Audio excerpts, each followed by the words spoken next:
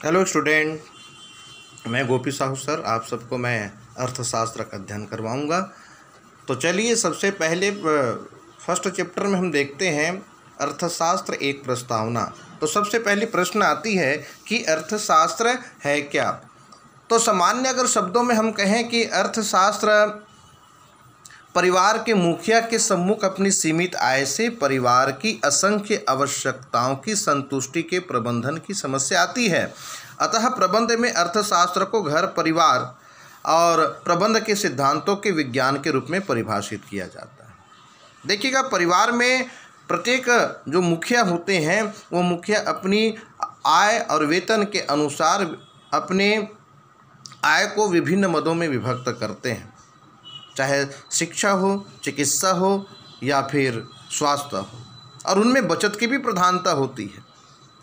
ये छोटी सी अर्थशास्त्र की एक बात है कि हम विभिन्न असीमित असंख्य आवश्यकताओं की पूर्ति कम साधनों से हम कैसे जुटा पाएँ, और निष्कर्ष अंतिम परिणाम बचत को भी प्रोत्साहित करना है।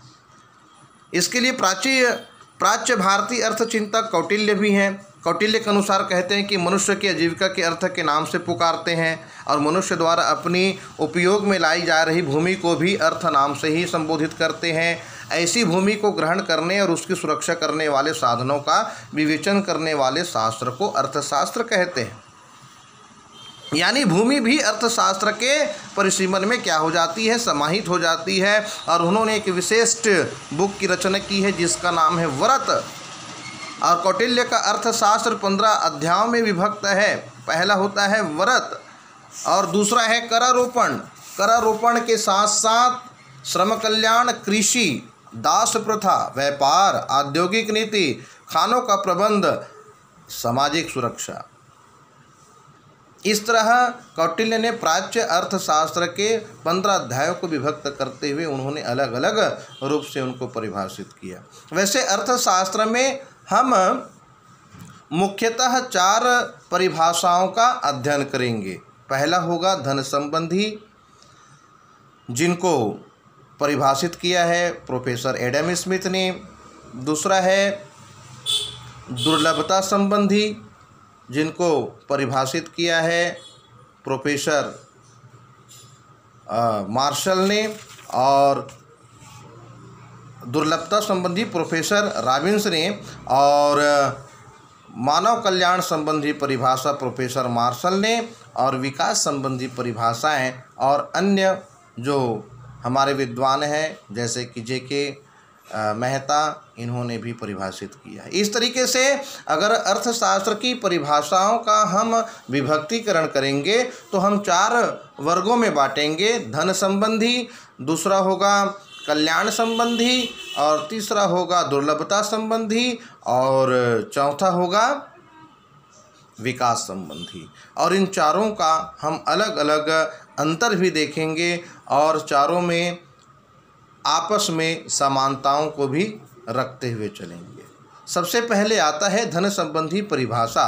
प्रोफेसर एडम स्मिथ कहते हैं कि अर्थशास्त्र एक धन का विज्ञान है, और निश्चित रूप से अर्थशास्त्र में हम किसी पशु, पक्षी या जानवरों का हम अध्ययन नहीं करते हैं तो केवल धन का,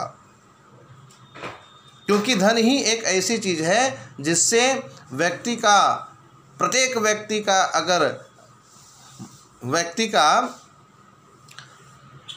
आय बढ़ेगा तो निश्चित रूप से राजस्व में वृद्धि होगी, और राजस्व में वृद्धि होती है तो निश्चित रूप से राष्ट्र का भी विकास होता है। ये अर्थशास्त्र का पहला परिभाषा आता है धन संबंधी, जिनको परिभाषित किया प्रोफेसर एडम स्मिथ ने। और प्रोफेसर एडम स्मिथ ने परिभाषित करते हुए उन्होंने कहा, और इसकी विशेषताओं को भी उन्होंने बताया कि अर्थशास्त्र धन का विज्ञान है।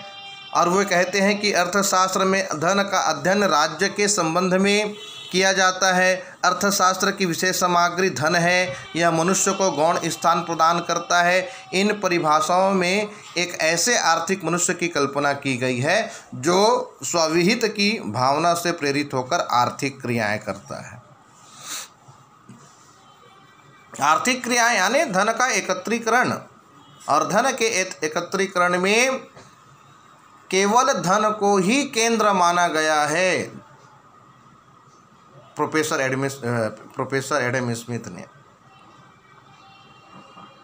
मनुष्य की वहाँ कोई प्रधानता नहीं, आर्थिक क्रियाएं तो होती है लेकिन धन सर्वोपरि है। तो मैं आज आप सबसे पहला जो 4 परिभाषाओं को विभक्त किया गया है, धन संबंधी, दुर्लभता, कल्याणकारी और विकास संबंधी परिभाषाओं में सबसे पहले आपको मैं धन संबंधी जो प्रोफेसर एडम स्मिथ के द्वारा दी गई है उसको मैं रखने का प्रयास किया हूँ। इसकी आलोचना और इसकी विशेषता और इसके महत्व के बारे में और आगे वीडियो में आपको मैं बताऊंगा। और इस चैप्टर को आप सभी अच्छी तरीके से रीड कर लेंगे ताकि अध्ययन अध्यापन में किसी भी प्रकार की समस्या ना हो। Thank you.